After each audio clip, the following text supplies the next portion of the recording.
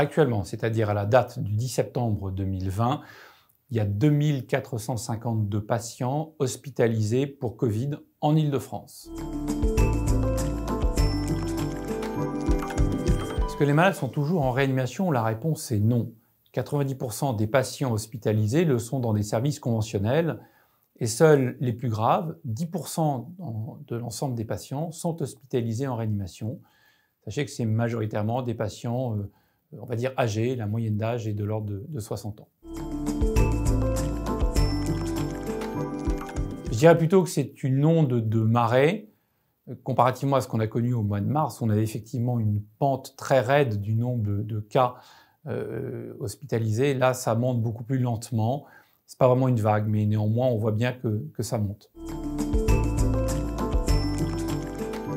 Les patients qui sont hospitalisés en réanimation vont rester en réanimation pendant en moyenne 12 jours. Plus exactement en médiane 12 jours. 50% vont rester moins de 12 jours, 50% vont rester plus longtemps.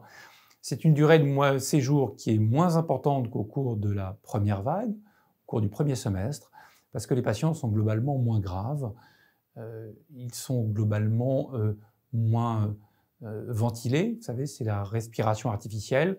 80% des patients en réanimation ont été sous respirateur artificiel au mois de mars et avril, et actuellement, seulement 27% d'entre eux le sont. Actuellement, les services de réanimation ne sont pas du tout surchargés comme on a pu le connaître au cours du premier semestre. Pour être tout à fait franc, nous avons identifié un certain nombre de lits de réanimation dédiés pour la Covid en Île-de-France, et actuellement, le nombre total de patients en réanimation est très inférieur à ce seuil. Les personnes atteintes par le virus sont des personnes de tous âges. Pour autant, les personnes les plus sévèrement atteintes, celles qui vont nécessiter une hospitalisation, se trouvent principalement chez les personnes de plus de 40 ans.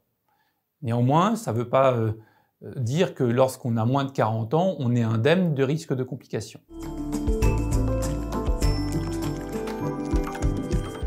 Alors oui, le virus a muté. Pour autant, il n'est pas plus virulent qu'il n'a été au début de la crise. La mutation est classique d'un virus qu'on appelle à ARN. Sa mutation se traduit par une modification de la charge virale sans pour autant qu'il y ait d'impact sur la clinique et sur le nombre de décès.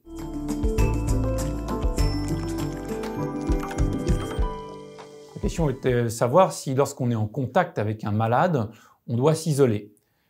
Il faut pour ça définir ce que n'est qu'un contact. Un contact, c'est une présence rapprochée à moins d'1 mètre pendant une période prolongée qu'on estime environ à 15 minutes, sans dispositif de protection, c'est-à-dire sans masque.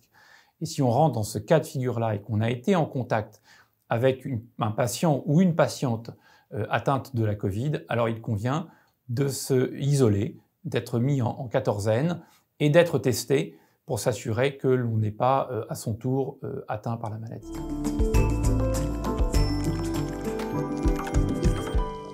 Cette question sur les séquelles laisse à penser que la Covid laisse forcément des traces sur les organismes. Pas du tout. La grande majorité des patients, pour ne pas dire la quasi-totalité, vont vivre sans aucune séquelle à long terme. Pour autant, dépendamment de la sévérité et du type de forme que peut prendre la Covid, il peut y avoir quelques séquelles, soit neurologiques, soit olfactives, soit respiratoires par exemple. Mais c'est extrêmement rare.